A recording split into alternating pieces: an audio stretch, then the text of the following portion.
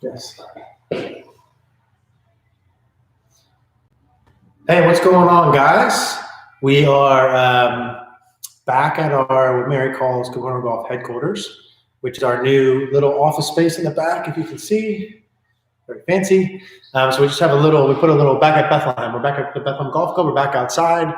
So eventually we're going to do these. Can you hear me okay? You sound good. Yeah. Eventually we're going to do these outside of the range, but we literally just got back outside to our outdoor facility today. So we have a little mat and our little skills net that Mary put up in the back, and we're going to eventually, this will be a little office space, a little indoor hitting area. So yeah, that's the deal. Episode 9 already, Mondays at 5. So yeah, once you guys start rolling in, if you want to ask questions, just like normal, if you guys haven't been here before, rapid fire, you ask a question, I answer fast, and then we move on to the next one. So yeah, if you guys have any questions, fire away. I'll hit some until Mary starts throwing some questions at me, and we'll rock and roll. Move that chair because it's bothersome to me, but nobody else. Chair on. Yeah. Okay. Chair on. And then you could. I think you should talk a little bit about the consistent swing video that we shot today. Okay. Before people start rolling any questions, because it was really good. So yeah, I guess until you guys have questions coming in, we usually film YouTube videos on Fridays and Mondays. We should do, like, we post 3 new ones every week. Today we did one on consistency. One of the things that comes up all the time is how do I get more consistent, right? People ask all the time. And consistency to me really is derived of 3 different elements that we talked about in the video at length. Number 1 is good mechanics. I mean, there's just no way of getting around having good mechanics. So someone who has a better swing is going to be generally more consistent than someone that has more of a flawed swing, right? Like, that's pretty simple. So we talked about that. You have to have good mechanics. How do you get better mechanics? Being able to analyze a swing, pick priorities, work on those priorities. And that'd be part number 1. Part number 2 is mindset when you go play. I mean, we really, as human beings, are unbelievably consistent as is normally. If you think about it, no pun intended, about all the things you do kind of not thinking. When you brush your teeth, you walk, all the things you do without thinking. The way you make breakfast, you shower. We're really, really consistent when we're not consciously trying to do something. It's when we get conscious about trying to do something that we get the inconsistency. I always use the example all the time that if I were to record your swing and I recorded 100 swings in a row and you didn't know which was which and we played them back, you'd have no idea because you would look the same basically every time.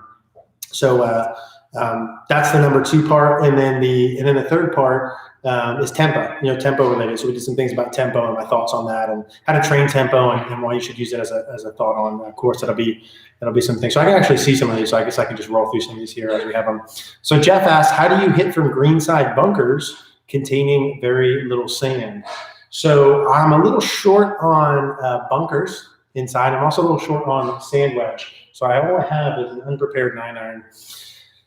When you hit out of a greenside bunker containing very little sand, the main thing that needs to change is really twofold. But the first thing is how far you hit behind the sand. So if I'm setting up for a normal bunker shot, let's say I'm doing a normal bunker shot like this. If I'm doing my normal technique, I'm trying to get the club to bottom out. People do it different, maybe 2 inches behind the ball, 1, 2, 3 inches behind the ball. The more sand there is, the more you can use the bounce and hit farther behind the ball. When there's very little sand, you can't use the bounce as much, and you have to be able to hit close. You can still use the bounce, but you have to be able to hit closer to the ball. So it's a tough thing when you have firm sand or very little sand. That's a hard shot. That's hard, right? It might not be the easiest thing in the world. It's like a 2-iron off a downhill line. It's going to be hard no matter what I tell you. And so you want to learn how to hit closer to the ball. Still keep the face open. Still keep everything the same. I might move the ball a smidge more back, just a little more in the middle, and try and clip it closer to the ball. Now, with that, you risk hitting the ball first. So you have to be good at it. There's a less margin of error. Mike recently had a K-vest evaluation done, and it showed I have virtually no lag, and I'm not using my hips and legs correctly. Might you be able to give some insight or drills to help? Yeah. So if you have no lag, which during your downswing lag obviously is the angle between the left arm and the club. If that's going away, there is a reason why that's happening that's going on earlier. Generally speaking, that's usually one of 2 or 3 things. The biggest reason I see loss of lag is to square a club face, okay? So club face being too open at some point in time during your backswing or downswing, that could be grip related, could be wrist conditions, could be form rotation. I'd have to see your swing and say why. So your club face could be too open. That could be why you're flipping. You could be too steep during your downswing and you're letting that go to shallow the club. So that's another thing you guys, I don't know if you put together. If you're too steep and too outside, if I lose my lag, what does that do to the plane of the club? It shallows it. Okay, that's a video we have to do. I just thought there. When you're too steep, you early release to shallow it late. So, Mike, there will be a reason why you have no lag. And then if your club face is open or you're steep, your body has no motivation to do your hit. So those are all effects of later on. You need to find out what the root causes are early in your swing. I would be able to tell you that in literally 2 seconds if I could see your swing. Yeah, if you want to do, I mean, obviously I do the online swing analysis, CogornoGolf.com. We sold a 14-day free trial going if you want to pop your swing up there or work with someone who kind of knows how to pick root causes. But I'd be able to do that for you. Frank, what's going on, pal? Thanks for coming. Adjustments you make to your driver swing when you absolutely need to hit a fairway. I mean, ideally that would come in a practice setting. So you should, in your practice, have a go-to swing or shot that you know is like a fairway finder. That's going to be a little different for everyone. I'd say a couple stock things you would look to do. I would probably, generally speaking, tee the ball a little lower. I would grip up on my driver a little bit. Again, I live a 9-iron today. I'm unprepared. I would grip down a little, tee the ball a little lower, and maybe shorten my swing to like a 3/4 length, maybe shorten my tempo. For me, my go-to shot's like a big cut. So I normally play a straight or draw shot. When I have to hit a fairway, during my downswing, feel like I swing way over the top and to the left, really far left past impact. I aim down the left side of the fairway and I hit a cut back in there because I normally hit draws and hooks. So for me, that works. It's going to be a little different individual, like per person, but you need to be practicing that. Like I practice that cut at the end of my range sessions, and it's like a go-to shot where you eliminate one side. You need a go-to driver shot where you eliminate one side. So when I hit that big cut, I never hit it left. I might overcut it, but I never hit it to the left. Sometimes you don't use a driver. Yeah, or you don't use a driver, right? So like have a 3-wood or hybrid or something like that you can use as a backup shot. John Webb, hi, I've reduced my early extension, but high hands dynamic lie is the same. Help, please. Yeah, so if you've reduced your early extension, but you still have the habit from that with the effect of a high handle, what do you do to fix that? We did a YouTube video called The Most Important Plane in the Swing or something like that. And we did a drill in one of them where something like that. You would take your setup, you put an alignment rod outside the ball, angled just kind of above it. And during your downswing, then you need to learn how to have your handle lower. So this angle between your left arm and the club needs to feel like it's much lower. Your hands are going to feel lower. You're going to feel like you have more hands. You keep your hands lower the whole time. Martin Chuck has that impact strap training aid that would help that as well. Ed, hi, I've been practicing inside since still have snow here. Yeah, we just got outside too. On several of the drills you've been showing, but I have noticed my driver swing is completely different than my irons. Is that normal? It is normal to some extent. I mean, most of the driver swing being different should be setup based. In swing, there'll be some differences because your setup is different. Swing plane will be a little bit different, but yeah, I mean, I'd have to see your swings to say whether it's a problem or not, right? But I think it's normal for that to be a little bit different. It's kind of a shitty answer to that question. I'm not sure how to answer that really well. Ken, within the first, I'm not sure what that means. Ken, if you can ask that sec, I'm not sure what you mean by within the first. Mark, can you recommend a training aid to help with downswing? I'm getting stuck behind me. Yeah, if you watch, search my name and Cure Your Hook for Good. Cure Your Hook for Good. What that's going to do is give you 3 different practice stations to fix that. Primarily what I would do for you, Mark, right? Yeah, Mark, is if here's the ball, and this is the target line, you put a shaft in the ground, same angle as your club, about 3 to 4 feet behind you, and you need to then, instead of getting stuck behind you here, keep the club out in front of you. You can also use a torque striker ball. It really depends on why you're getting stuck behind you, but Cure Your Hook for Good would be the video for you. Robert, can you, why couldn't I see this moving inside? I have no idea. Robert, can you demonstrate in a video how to draw lines on live view to address different swing issues? Yeah, we could do that. We could do that. Yeah, for sure. I did some things on the most important PGA Tour checkpoints of the perfect swing, but that was I don't know that we did. That's a good idea. We can do this. A couple things that I draw on basically all of my swing analysis. So that's a good idea. What I normally do to kind of give you a heads up, you take your address position, the line that I look for, I would draw a line up the shaft for swing plane. I draw a line on the butt, and I draw a line on the head. So I got a head line, a butt line, and a shaft line. And those are the pieces I'm looking for. I'm looking for the club head to ride up that shaft line and get parallel to it.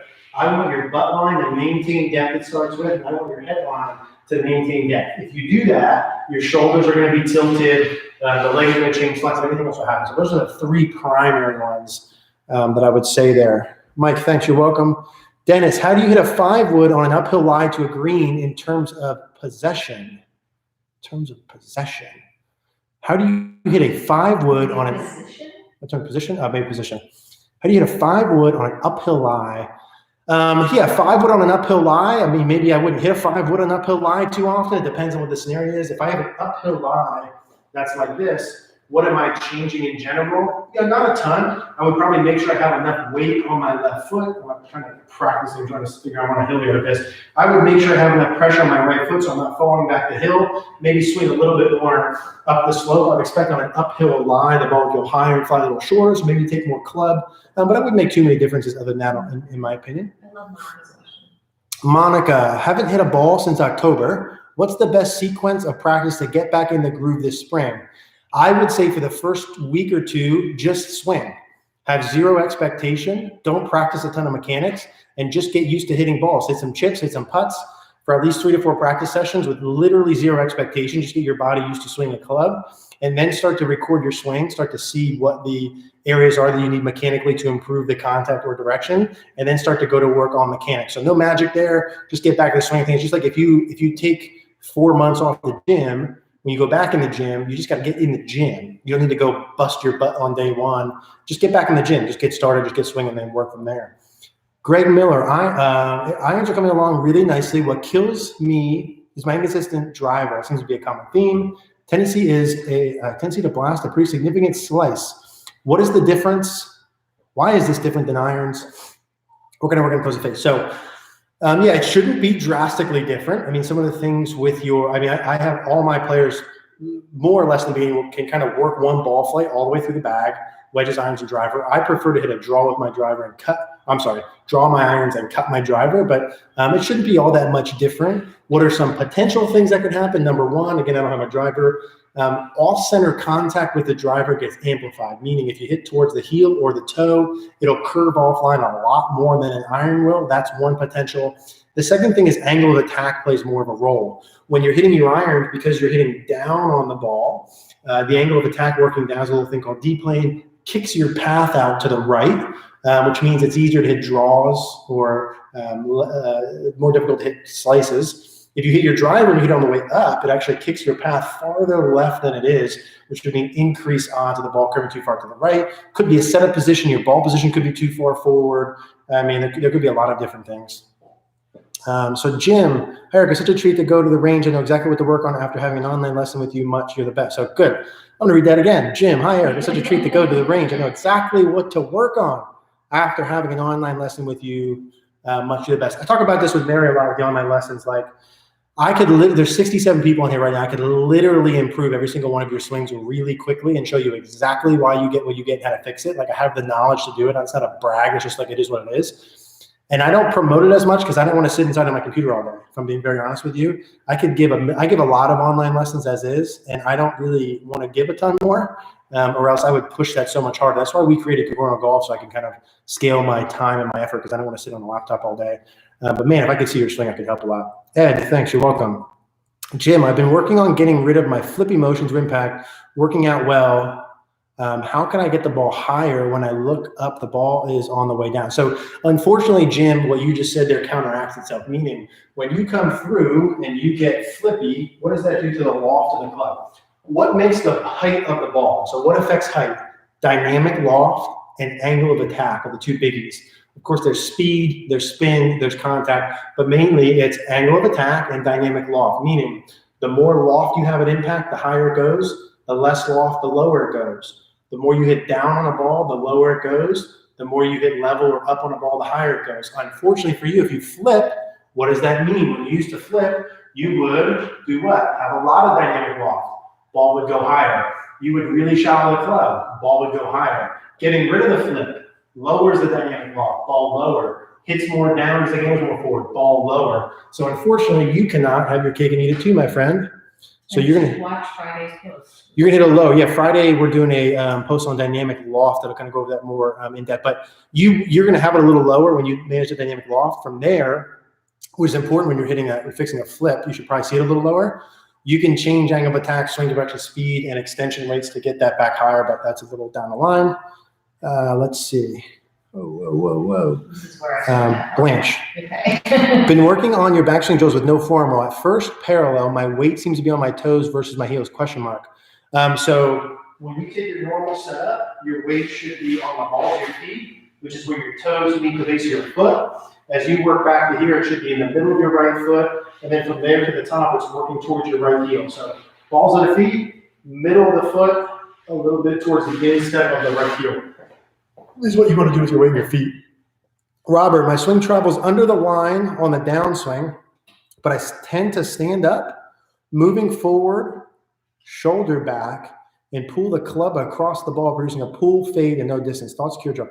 My swing travels under the line on the downswing, under, but I tend to stand up, move forward, shoulder back, and pull the club across and producing pulls, pull fades, no distance. So I think you're saying you're under the plane here, and then you early extend like this, and it pulls with it is what I'm assuming you're saying. So yeah, I mean, it depends on why are you under plane, why are you early extending this? I would say under plane is not that big of a problem if you fix an early extension where you pivot. You can leave that go, or if you're going to early extend, then you have to work on getting the club more back in front of you.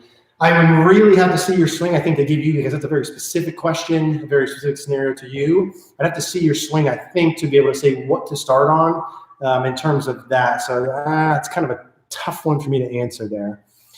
Robert, yeah, if I could see your swing, I could fix it. I'm not 100% sure I know what you're saying.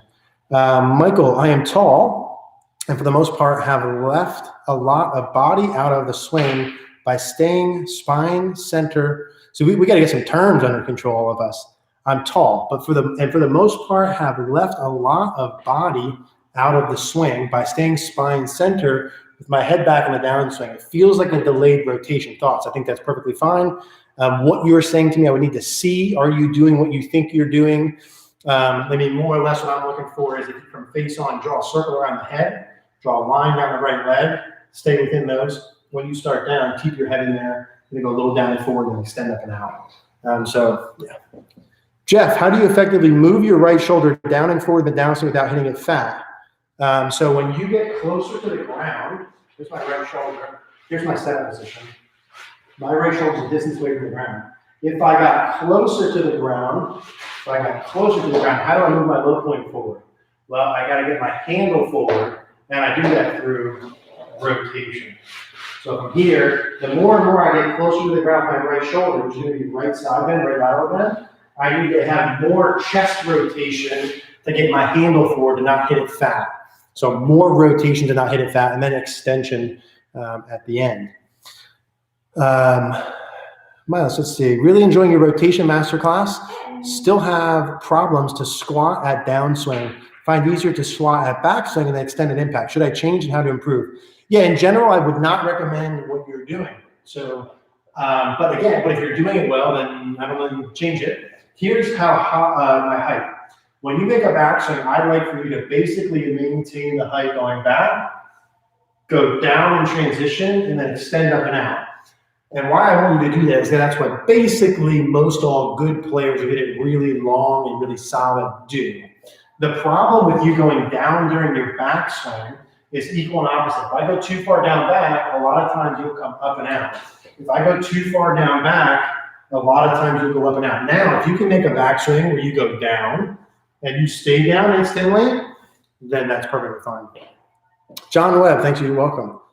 Mark, that sound is absolutely awful. Oh, the sound is absolutely awful. I think that there's an echo and very poor sound, echo and hollow. When you back up. Okay, I'll see if I can stay here. How do you determine what bounce to get on your wedges? Very individual. I tend to like more. You guys, let me know if this, and you let me know in the comments if this sounds better when I'm over here versus in the back. New room, man. New room. We got to work out some of the glitches here. How you determine what bounce you need wedge? I would get fit. I would get fit for wedges. There's some different things why you kind of want more bounce for shots around the greens and bunker. You want less bounce for fairway shots. How much you should have is very individual. It depends on the type of club. Very individual. I get fit. Yeah, sorry about the sound. Paul, talk a little about compression / forward shaft lean. I take a very shallow divot or almost pick it clean. I do not early extend. How do I get a more solid hit? So, back up the demo, just talk a little louder. So compression and shaft lean, you take a very shallow divot and almost pick clean. So it would depend on why you take a shallow divot.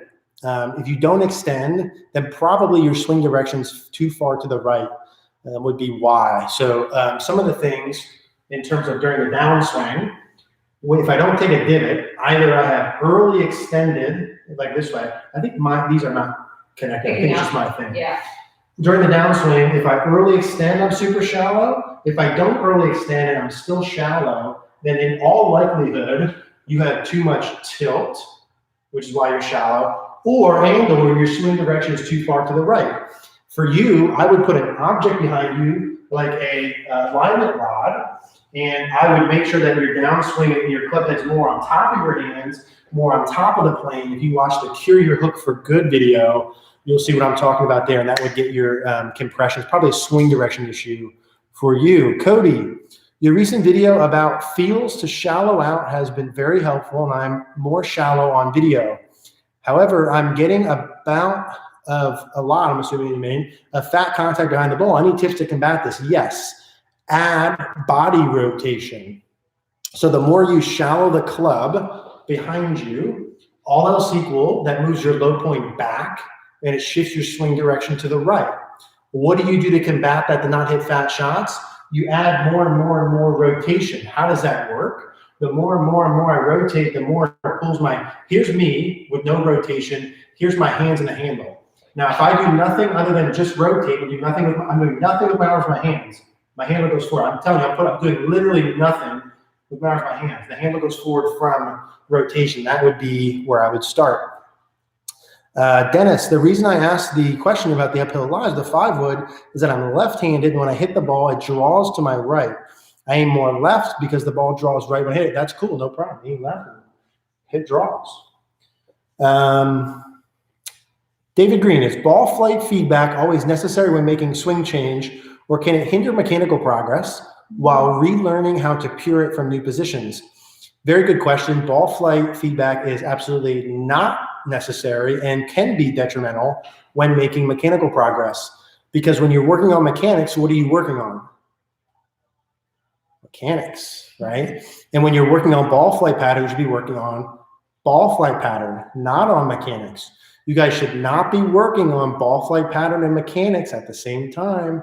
They're not peanut butter and jelly. They're very much separate. If you're working on mechanics, you should work on mechanics only. And then your feedback is not the ball flight. It's not even contact. It is, am I doing the mechanics correctly or not? The sooner you understand that, and I wish I'd understood that 15 years ago, because I used to try and fix my swing and my ball flight all at the same time. And you know what happened? It would be good and then bad, and good and bad, and good and bad. I kept going back to old habits. Instead of now, I fix a mechanic. And I know that it's going to help my ball flight. And a lot of times, my ball flight and contact get good right away because of it. It's not like a worse before better, but I don't base it on the ball flight. Based on, am I doing what I'm trying to do? Because I'm 100% sold and bought into what I'm trying to do because I know it's the right thing. Which goes back to number one. You got to make sure you're doing the right thing. Corey, are you planning to have any in-person clinics available for swing instruction? Yes. So I've done basically only in-person one-on-one coaching forever. And Mary and I didn't do YouTube forever. So this is all kind of new for us. And this year we're going to definitely do golf schools. I think tomorrow, let's just go last week. I think tomorrow our initial school plan is going to launch. I'm going to do a variety of things. And guys, I'm up for feedback. Like I'd never done it before, so I don't know how we're going to do them. We're going to try it and figure it out. I'm thinking I'm going to do a variety of one-day things, some one-day schools, some two-day schools, and some three-day schools. I think they will be somewhere between 3 and 6 people per school. And I'm going to bring some guys in to coach with me, and we'll do them here at Bethlehem. And Mary and I are talking about this winter traveling, do some schools and stuff. So yeah, we're going to figure it out as we go. I also always do the in-person, just one-on-one if you want to do that. Joey D. When I grip the club at address and then lift my arms and bring the club back to address, the club is now closed. Should I read? When I grip the club at address and then lift my arms and bring the club back to address, the club is not. So I'm assuming you mean you grip it here like this, you make a backswing and bring it back down and it's shut. You have to keep in mind when you're doing that, if that's what you mean. I'm not sure if that's what you mean. If that's what you mean, you have to keep in mind when you're doing just this and bring it back down, are you adding the body rotation and going at the same speed that you normally would? Because all else equal, if I do this, my forearms are aligned neutral. When I come into impact, my forearms are rotated and flexed down. So my club face is closed too, right? The difference being the body motion. So I think that's what you mean. I wouldn't worry about that. I'd like you to regrip. Hubert, can you do a video on how to use LiveView for students? Yes, we can. Ben, I can't not slice my driver. I'm going golf with my dad tomorrow. I'm so nervous because I don't want to look stupid in front of him. Yeah, so like, that's a hard one for me to be like, hey, do this, and then you'll be fine. If you're slicing the driver, you need to fix the club face. That needs to be your primary concern. Your club face is too open, meaning if your club face was square or closed, you wouldn't slice it. You might hook it, you might top it, thin it, toe it, heel it, fat it, pop it up, who knows what, but you won't slice it. And so the face being not open is the key to not slicing. Now, you got to know why your face is open. Is your grip too weak? Is your left wrist too cupped? Do you have too much forearm rotation? Do you really, there's a million things like that. So you got to figure out why your face is open and fix that one. First, I would check grip. I would make sure during your dance you add enough forearm rotation, check your wrist conditions.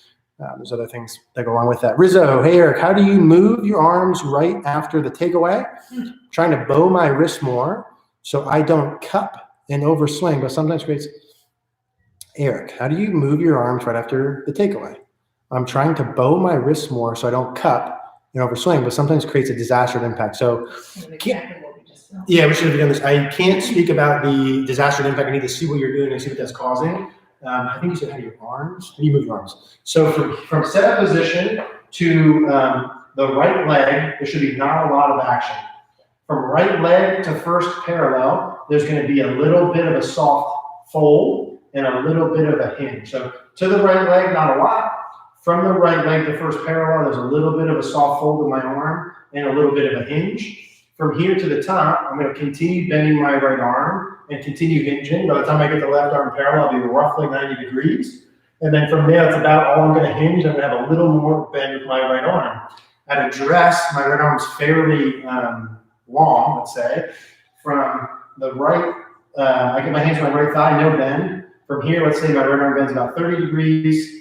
My right arm bends 90 degrees, or 60, 90. So it goes 30 degrees of bend with the right arm, 60, 90 at the top. All the while, I'm adding hinge from first parallel to the top. And there will be some amount of forearm rotation, depending on what you do. If you're trying to bow it, that's perfectly fine. It depends on what your grip looks like in terms of if you should bow or not. You want your club face to be just slightly tilted down, same angle as spine line here, and then parallel to your forearm at the top. So bow or not bow, depending upon your grip. I like to have my grip a little stronger so I can have a little bit of cup at the top, and it's perfectly okay. It's hard for me to really curl it under. So that's a difficult process for me. So I prefer to just have a stronger grip, then I don't have to curl it under as much. Robert, on takeaway, my left arm pushes against my chest and my left shoulder turns too quickly, causing narrow swing. And then I'm only able to move arms to top because I have fully turned too soon. How to fix it? I think you have the answers to how to fix it. On my takeaway, my left arm pushes against my chest, left shoulder turns too quickly. So turn less quickly, causing narrow swing, get wider, and then I'm only able to move arms to top because I fully turned too soon. So don't turn too soon. Do the opposite. Yeah, do the opposite of the things you're currently doing, and it sounds like you already have an answer for your question there. I don't mean to be a dick. I mean, I literally mean to think you already have an answer to your question. But you don't even talk about, you used to talk about that once a week, like doing the opposite. You're doing something wrong. Yeah, whatever you're doing wrong that you pinpoint, do the opposite of it. And then you'll find middle. Graham, hi Eric. I tend to start the takeaway low and inside and closed all the way to the top of the backswing. Any tips or drills? Ton of them. Search Eric Cogorno takeaway or backswing. Essentially, if you're too far inside and shut, I have some combination of too much forearm rotation. So to fix that, you want less forearm rotation and more hinge. Search my name and takeaway. I've got tons of in-depth stuff on how to fix that. That should be easy to fix. Just requires exaggeration like anything. Scott, what's the best swing speed drill or feel you've learned? Yeah, a lot of different ways to produce speed. Again, if you search my name and speed, for anything topics you guys have, you search my name and speed, or not my name and speed, search my name and the topic you're looking for. I mean, we have 400 YouTube videos. So when I recommend a video, I'm not trying to like get out of a question, I'm just saying we have more in-depth answers on all of this. Swing speed, I like to use the super speed sticks. We just did a video on that. For swing speed, I like to look at a couple things. One is I like a good pressure shift. I like an unweighting of the left foot. I like a reloading, and I like an extension. I like the spine to extend going back, the reflex and extend coming through. There's a million different leg work things to do, upper body things. So I would search my name and speed, and you'll see a bunch of that. Let's see. Search Google. I don't know what that means. Robert, thanks for selecting my question. Enjoy the session. Sorry about my way. That's okay, man. No worries. Thank you for being here. Jeff, when people talk about plane, which plane is the important one? The most important plane, not our video says that, but is the plane of the shaft. So if I took my setup and you just drew a line up my shaft forever, you want your club head riding on that shaft and then back on that shaft. And then what people forget about is replaning parallel to the shaft in the follow through. Maybe we'll do another video on that to explain that better. Pre-round warm-up routine. Yeah, so pre-round, a couple different things I like to do. I like to start with a warm-up / wedges. So I hit a sand wedge, hit a couple of 30, 40, 50, and kind of warming up to about 100 yards. And then I like to do a little mechanical, just maintenance work, whatever kind of drill I'm working on. I'll do 20, 30 on that with a short iron. And then if I'm going to go play that day, then I'm just kind of rehearsing my feels, tweaking some little feels if I need to, getting a general sense of ball flight, working my way through the bag. At the end, I'll make sure I'm moving around targets, hitting different clubs. That's what I'm kind of doing. On the range, I'm really just looking to warm up. I'm not doing heavy mechanics. I'm just confirming a feel, warming up, seeing what my ball flight's doing. And then I'm really most important before a round, getting on the putting green and getting a good sense of speed on the greens and making a couple of short putts. I want a confidence boost before I go play. Jason's next question is 2 parts. So look at that and then look 2 comments down. So you're getting the whole thing in. Okay. Okay, here's the next one. In my backswing, I've been concentrating on obliques and right shoulder blade pulling back behind my head. That's fine. My hips do not move much early in the backswing. Is this good, bad, or why? I like to see, I'm going to answer that first, I guess. I like to see the hips, if we're 0 like this, when I go up to the top, 15 degrees at first parallel, 30 degrees at left arm parallel, and 45 degrees at the top. Hips turn 15 degrees at first parallel, 30 degrees at left arm parallel, 45 degrees by the top. Would be a checkpoint for a stock model. Couldn't get full comment in you, but promise hip rotation, promote hip rotation in backswing. My hips drift towards target when I allow them to turn too early. I'm not sure. So like if you don't have enough hip turn in the backswing, then you need to turn your hips more in the backswing until you hit those numbers. You know what I mean? So yeah, turn more. Yeah. Bill, love the show. Thank you. Can you comment on grip pressure during the swing? I would say not that important. I have good players who grip it really loose, like a bird, like they say, which I think is, and then I got players that grip it really tight. Couple keys, 2 things. One, whatever you start with in terms of grip pressure, try and maintain that constant through the whole swing. Don't start real light and then grip it tight, or don't grip it real tight and then go loose. Whatever you start with, maintain that the whole way. That would be important. And then if you're going to grip it stronger, your hands can be firmer, but I want your arms loose. I don't want tight arms. Tight hands are okay if your arms are loose. That'd be 2 things on that. Minnie, let's see. My dad's 79 years young, beautiful, and pushing most of his drives and hitting his fairway clubs thin. I've tried to tell him to work on his release. What do you recommend to my stubborn father? So if he's hitting pushes, I think he said push, yeah. Pushes and thin usually means his downswing's too far from the inside or too shallow. So if your downswing plane gets too far from the inside and too shallow, usually you'll get some combination of fast or thins and pushes. He would need to feel like his downswing gets more on plane, get it more in front of him. If you search my, maybe you put a range bucket between his feet and the ball, do some kind of anti-hook drill, search my name and hook cure, and that will That will help get rid of that.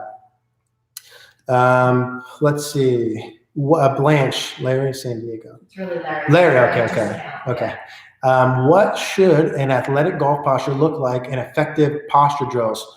So at a setup position of a good player, I like to see a couple things. Number one, back of armpits and kneecaps in line with the balls of the feet. That's something I used to coach a lot, but never really knew what I was saying. And probably like 5 years ago, I heard GG Swing Tips, George Gankis, say back of arms over the balls of the feet and kneecaps. And I was like, oh man, like that's exactly what it is. I was just teaching in a different way. I was trying to get people's shoulders over the edge of their toes, which is still true. But back of arms over the balls of feet and kneecaps in line is beautiful. It's an easy way to do it. So credit George for that. Back of armpits, balls of the feet, kneecaps are pretty common. Butt line, not super far behind the heel line. I like to see the butt of the club, in terms of the angle of the club, in line with the belt buckle. If that went up forever, in line with the belt buckle. I like to see the shoulders and arms basically straight line down the short club in front of the toe line. Lower back is flat, but the upper back is rounded. See how my lower back is flat, but my upper back's off. I'm not like this at a dress. I'm rounded at the top, chin and eye line down. That's what I look for. Back of armpits, kneecaps, balls of the feet, butt line not far behind the heels, butt of the club around the belt buckle, lower back flat, upper back rounded would be an athletic posture. Let's see. Hubert, Eric, really enjoying your rotation masterclass. Thank you, sir. I hope you guys enjoy the masterclasses. We obviously we did 3 now. We're 3 into it. Still, again, kind of tweak and learn as we go. I think each one's gotten progressively better than the last one. I think like 3 or 4 years from now, we're going to be dangerous. It's going to be really good. So yeah, thank you. If you guys have any topics you want for more masterclasses, yeah, fire away and we'll see if we can do something. I appreciate that. Alex from Argentina, what's up? Yesterday I tried your tip about the feeling of adding chest and hip rotation and impact both facing the flag. It was amazing. I increased my smash factor 50%. Beautiful. Love to hear that. Good. Danny, as a stock shot, how do you determine how far you stand from the ball at address?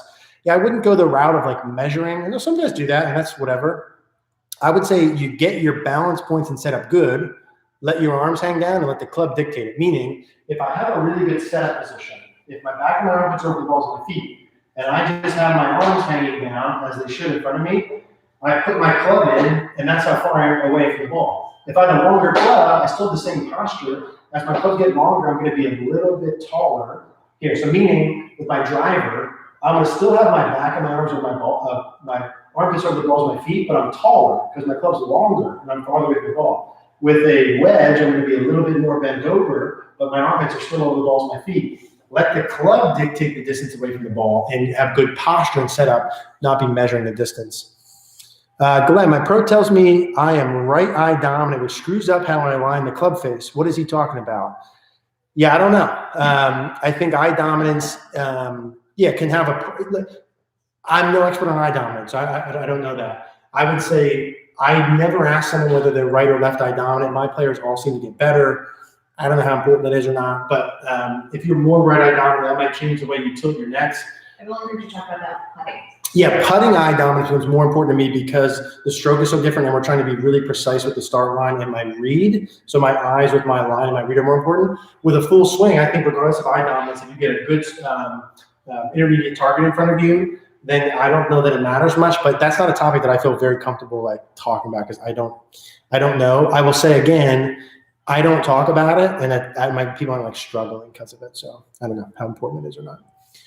Is the rotation masterclass part of your monthly membership or is it totally separate? It's separate, but every person who's a member of it's a little complicated for us. We're still figuring all this stuff out, but we have rotation masterclasses that are separate, but anyone who is a member of Cogorno Golf gets access to them for free. So they're not all up on the site. It's usually like a 30 to 45 maybe day lag period before it goes on the site. But if you're a member of the site in the group, you get an access code to all of this stuff for free. That's kind of how it'll work. We're going to put out a masterclass. If you guys want to purchase that and you need that, then cool, do that. If you want to get on CogornoGolf.com, be part of the community, post your things up, cool, do that. You'll get access to it there as well. Ben, I can't stop slicing my driver. Any tips? Golfing with my dad, same. I think it was the same dude before. Yeah, your face is too open. You got to figure out why. You got to fix it. Pookie, have you had any further thoughts on the importance of start line? Any more ideas on how to practice that? I've seen your video on it, but wondering if you have any more thoughts. Pookie, do you mean start line for full swing or for putting? Michael, can you explain the spine extension straightening up whilst you approach the top of the backswing? Yeah. During the backswing, there's a couple of different things going on. In general, you turn your body during the backswing, you tilt, okay, so you have a little bit of, or left side bend, and you extend, okay? So the one good example is if I was standing like this, here's me normal. Here's me extending. Extending just meaning this, I'm arching up, my chest goes up, my back goes back. Now, if I did that, and I just turned and tilted, that looks like a normal backswing, right? Yeah, but I have extension, okay? For me to keep my head in the circle, it's a three-dimensional movement. I'm extending, I'm tilting to the left, and I'm turning, and that's me just staying centered. So it's an extension thing. It's usually happening more later in the swing, meaning when I start, I'm forward flex. At address, I'm bent over, right? From here, as I go back, I'm inducing a little bit of side bend right away, adding a little bit more side bend, but from back here up to the top is where I'm really kicking in the extension late to the top. So I'm here, bent over, still flexed, adding some left side bend, and as I add left side bend, I'm going to start to kick in my extension a little bit later so that my shoulders are turning more or less 90 to my spine angle, but I'm able to keep my head in the circle. Hopefully that explains that. Nick, I miss you. I don't know which. Is it? I don't know which Nick that is, but I miss you too. Morgan, enjoy rotation masterclass. Good. I'm happy you guys like that. We put there's a lot of videos and information in that rotation masterclass. So I hope that you like that. Glenn, thanks. Yeah, sorry, Glenn. I mean, I don't know what the answer is. You know what I mean? Like, I don't know how important eye dominance is not. I'm very open to having a conversation about it being more important than I perceive it to be. It's just, I don't know. I just not something I really know that a lot about. Start line for full swing. So Pookie, do you have any further thoughts on the importance of start line?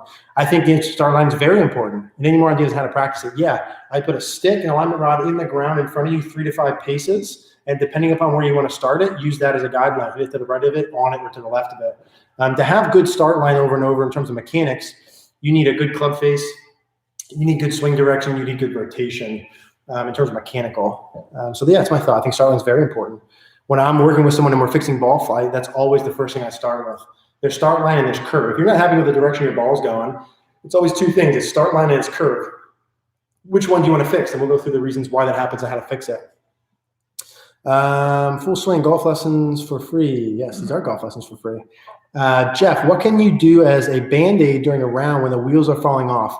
Really depends on why the wheels are falling off and how they're falling off. Because if they're falling off because you're too shallow in and out, or if they're falling off because you're too over the top, of course, I would have to give you completely different answers. So no way for me to answer that really good without knowing where and why they're falling off. Ruben, is there anywhere I can send you a video of my swing for analysis? Yes, you can. If you go on any of our YouTube videos, in the description, you'll see 2 things. One is a link to CogornoGolf.com. You can join as a member. 2 is my personal scheduling page, and you can do a swing analysis on there. It costs $100.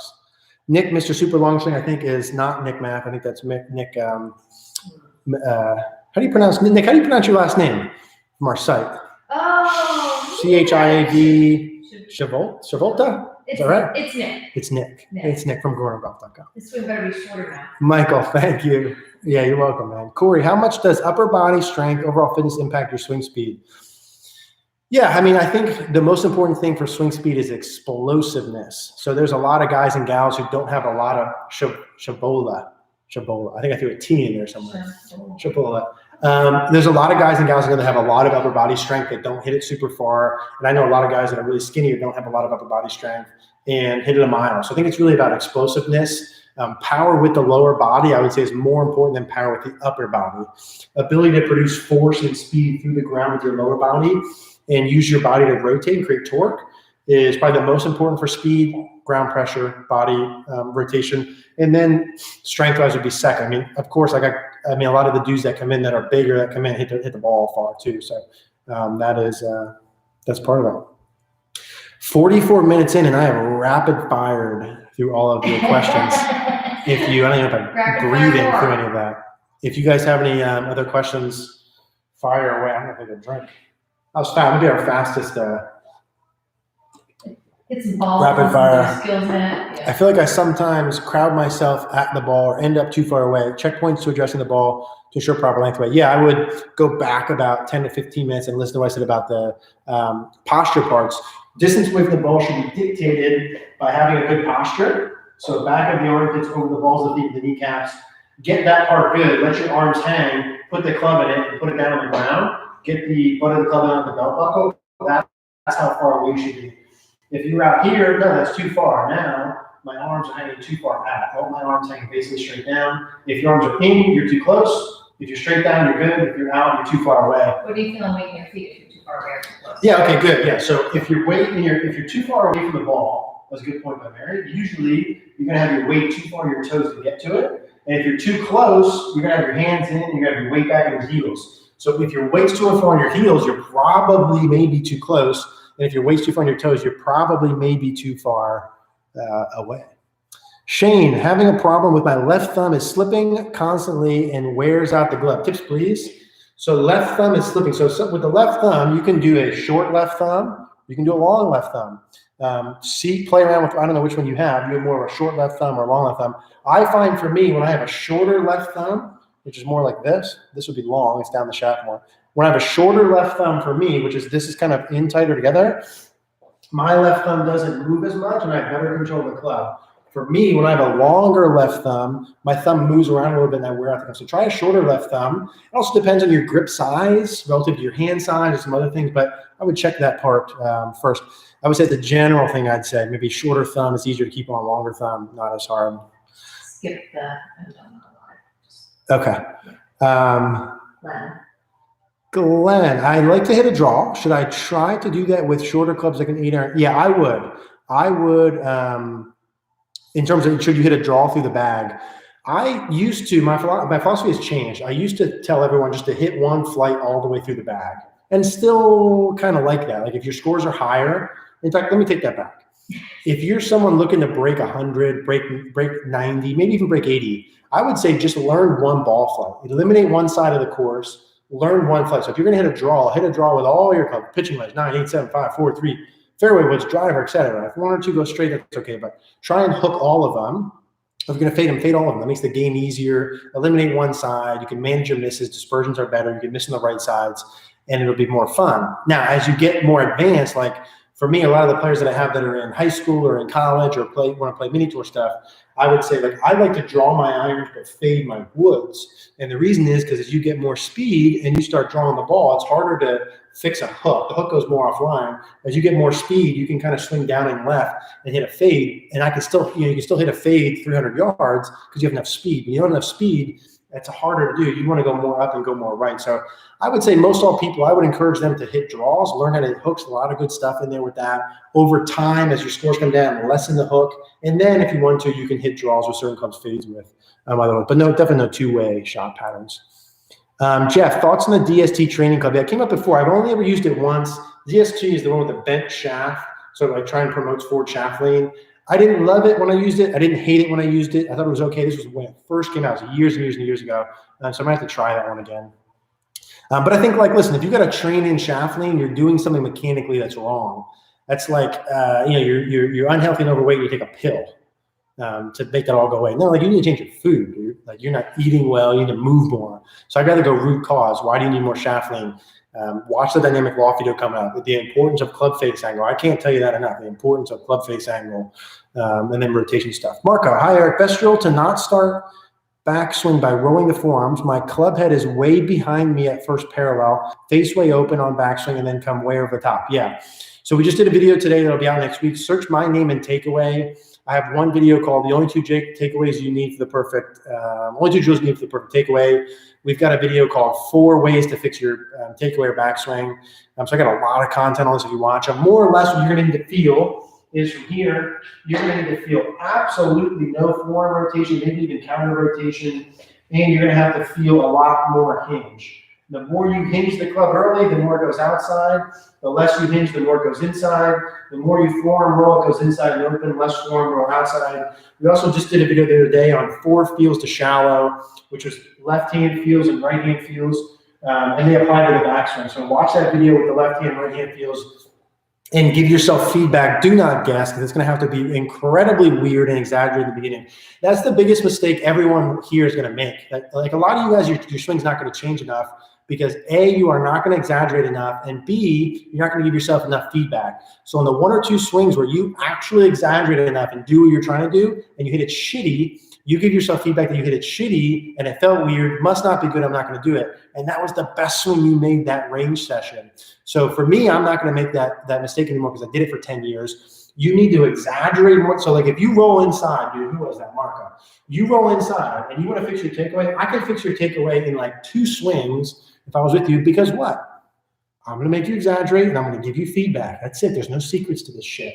I'm going to go back like this. If you're too far inside, you roll. You need to feel like there's no roll ever, right? If you don't hinge enough, you need to feel like you hinge that freaking club so far up inside it's ridiculous, and then watch it and see if it's what you want and then make adjustments from there. You guys just aren't going to exaggerate enough and give yourself feedback. Like this is going to be the same conversation for the next like decade of us talking about this. So hopefully each time we do this, 1 or 2 of you do, and then you get better. Shane, thank you. You're welcome. Kurt, how much club head speed is created by arm swing and hands? Some. I've heard some different things thrown around, like your body creates this percent and your hands create this percent. But I don't know if that's like actually true. So I do not know the scientific answer to that. I see some people like on the ground, they're on their knees and they swing like, oh, see, watch, I still hit it 100 miles an hour. I think your feet, the ground, using your feet with the ground and your legs are the most important, and then arms, hands, stuff like that. But that's very opinion-based. So yeah. Poogie, how do you calculate your total distance for approach shots at a new course? Use a rangefinder. Like how much roll you'll get and how short you need the land end up. Yep, no answer for that. You need to play the first couple holes, see what the ball does, and then adjust. There's literally no magic there. It's a good question. The reality is the pros, before they play on Thursday on TV, play practice rounds. So they get to play Tuesday and Wednesday, and then they see how they react, and they go from there. The reality is, unless you get a practice round, you simply do not know until you're out on the course the first couple holes. You need to see what happens. You need to adjust as you go. That's the reality for most of us real-life golfers. Jeff, turning shoulders on inclined plane seems to head off many other issues. Thoughts? 100% it does. There's really a lot of the issues during the backswing and downswing are rooted back to only a handful of things. And there's always, like when I'm doing a swing analysis or I'm doing someone in person, I can pick something out really quickly and give you a root cause and how to fix it. And I'm really not that smart. It's just like, it's only a couple of things that could go off. And then there's the root cause. I mean, literally your shoulders turning on a tilted incline changes so many things. When your shoulders turn flat, your left arm goes where? Up and out. Your lead arm and shoulder rotates internally. Okay, your forearm rotates, the club goes too far inside. A lot of people who struggle with an inside takeaway, really, they just turn too flat. And then their arm goes out. And then they have rotation. Okay, they have pronation of their lead arm. Club goes in, face open. And then they come over the top and they slice it. They say, well, I need to swing to the right. No, your shoulders were too flat. And you need to fix that. And then you got to fix the other part. That's just one example. I mean, if you go too flat like this, usually your head goes off the ball too much. When you fix your shoulders, tilt more down, you can stay more centered when you go back. I mean, there's so many examples of that. That's a very good point. Marco, you're welcome. Jeffrey, can you talk about hitting against a firm left side? Yeah, I mean, listen, that's like a feel-based thing, firm left side. So like when you go to the firm left side, meaning like here, right? I don't like there to be a whole lot of lateral. I like from the top, the lead hip to not get too far outside the ankle joint. So from here's the lead hip outside the ankle. I don't like that because from here you're going to tilt too much and get too under. I like to have the lead hip working around. There's a little bit of external rotation. Your right side's firing through, yada, yada, yada. So really hitting into a firm left side, for me, I used to always wonder, how much do you bend the left leg? When do you straighten the left leg? How do you straighten the left leg? And that's a little bit, there's variances and there's different patterns depending on the player. But yeah, that's that. Poogie, fair enough. I guess a practice round it is, unless you can't play one. Yeah, that's just one of those tough ones. Like that is what it is, right? What do you do when it rains outside? You stay inside. Danny, thanks. Bill, thank you. Who inspired you to be a golf professional? Which professional golfers do you emulate? Who was the golfer growing up inspired? So I definitely liked Tiger growing up. I mean, when I was growing up and was serious about golf, that was like prime Tiger. late 90s, early 2000s really was when I was like really into golf, and Tiger just like dominated. So I got really lucky when I was super into golf. I had him at his prime. That for sure. I started golfing because my dad played. So I kind of started that. And yeah, definitely a huge Tiger fan. Definitely a huge Tiger fan growing up. Manny, need a few feels to help prevent hand path from kicking out towards the target line.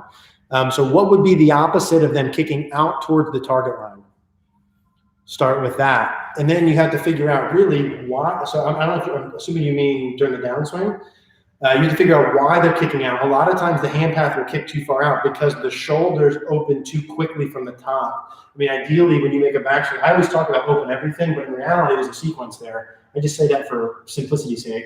When you go back, you should be 90 degrees here. That's top of the swing. And then at left arm parallel, you should still be 45 degrees closed here. So if I'm here like this and my hands are here, if I just turn my shoulders, my hands go out. So that would be the root cause I would look for if your hands are going too far out. But again, if your hands are going too far this way, you need to feel what? Like they stay a little bit deeper as you work down. Keep your left bicep against your pec longer, like you're kind of turning into your lead arm, but figure out why you're doing it in the first place. Or if you need to even fix it.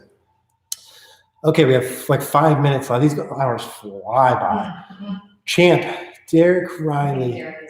Derek, my daughter has a slight slide issue. I had her implement the 2 feels, left hip turn back and down and right side crunch in your swing. Instantly, she picked up 45 miles per hour, 5-yard drop. Wow, good, beautiful. That's good, good, good. I'm happy to hear that.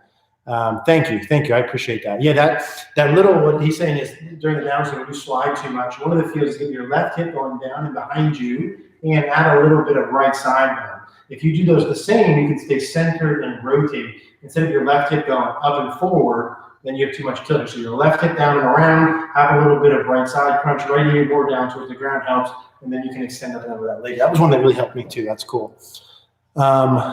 Club Lex, I like that name. Best drill to get rid of a cupped wrist at the top of the swing. What are your thoughts on trying to get extension in the backswing? Best drill to get rid of a cupped left wrist is nothing other than a plastic hanger.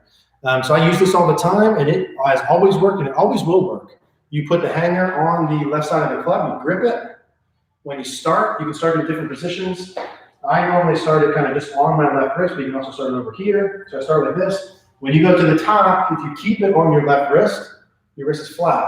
If you cup your left wrist, the hanger comes off my forearm. See the difference there? Boom, boom. This hanger will work for you, okay? If it doesn't work, you're not doing it right. It will work. So you got to give yourself feedback. This might feel weird. Don't go based on how you feel. Go based on reality. So pop a camera behind you, get this thing in here, get the face tilted down, okay? Get that lead wrist tilted down. If you can't feel it with just your left and you don't like that feel, use your right wrist and bend your right wrist back. So use a hanger, it's gonna be more complicated. I will fix it if you ain't doing it. Then from here, if I cut my left wrist, my right wrist flattens out. If I bend my right wrist back, my left wrist flattens out. So you can also feel through your right wrist if you don't want to with your left. Mark, been trying to keep head still and rotating. I feel like I'm reverse pivoting, but looking on video, it's working great. How do you rotate back with that lateral slide? You do exactly what you're doing. This is exactly what I'm talking about. You feel like you're reverse pivoting, and so you think that's a negative thing. What you feel doesn't matter. Looking on video, it's working great. So keep doing this. This is a perfect example of what I'm talking about. I'm so glad you put this. How do you rotate back without lateral slide? You do exactly what you're doing so that on video, it accomplishes what you want. I don't care what it feels like, so long as you're doing it correctly and give yourself feedback and then rinse and repeat. That's a beautiful comment. Dennis, my irons aren't as crisp as they used to. Several years ago, lost distance and low hooks, but with my woods, if they will fade or slice, help on iron space. Yeah, Dennis, I would need to see your swing. That's too general of a thing. My irons aren't as crisp. That could be 100 different things. Lost distance, that could be 100 different things. Low hooks could be swing direction, could be phase, could be ball position, could be heel contact. So yeah, I don't know if I can give you a good answer on that one, Dennis, because I think I'd have to see your swing for that. Steve, Eric, if you have an hour a night to practice, how would you split up what you would work on? Beautiful question. I would, in 1 hour, I would putt for 20 minutes. I would putt for 15 minutes. I would chip for 15 minutes, and I would hit balls for 30. Hitting balls and ball striking is undoubtedly the most important stat. It is the biggest differentiator amongst players, period. You need to be able to hit the ball well. But if you do your full swing practice first, a lot of times you don't get to the chipping and putting because you get stuck in the full swing. Me for a long time. So I would be disciplined. I would putt for 15 minutes. I would work on my setup fundamentals. I would practice my stroke path with a gate drill, get the ball started on line first. I do some short distance putting, some kind of short distance putting drill. I do a speed drill. Chipping, I would practice my mechanics and setup first. I would do the landing zones and I do up and downs.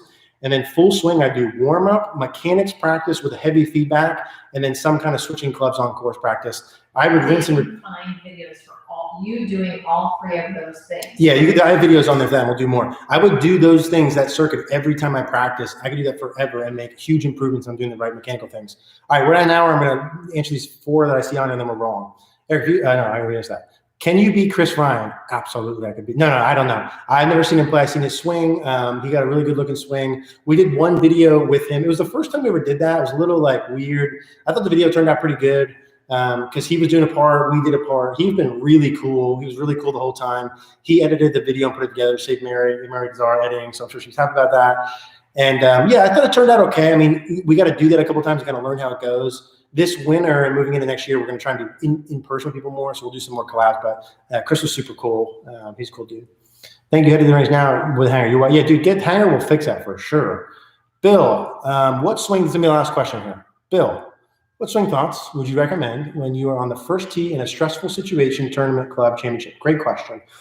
The swing thoughts that work in those scenarios is what I would recommend.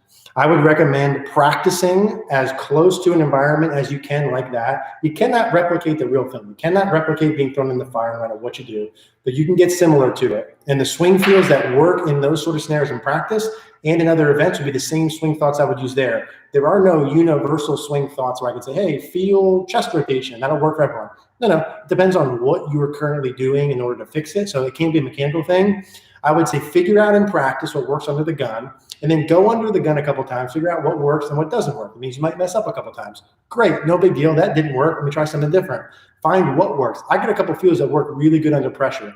For me, because I swing too far inside out, my whole life when I'm really nervous, I can swing really far left past the ball, as far left as I can, and I never hit a hook. And I've used that for 15 years when I was playing in tournaments when I was really nervous. I might not hit a great shot, but I never hit a really shitty shot. And that's what I was going for, just avoid goofy. So I found out that feel worked for me, just trial and error. You should be doing the same thing. And then you got to learn pre-shot routines, thought process, breathing, stuff like that can help mitigate that a little bit. But that's kind of the deal. So Dennis, we are located in Bethlehem, Pennsylvania. Okay, rapid fire, very fast. Episode 9. Episode 9. We will be back next Monday. We're here at Bethlehem. We got a little indoor office. It'll probably look a little different. Not sure. We're gonna try and do this out at the range. We're outside. If we can figure that all out. Yeah. So we'll see. Might be here, might be not. But I hope you guys enjoyed this, and we'll see you guys next Monday.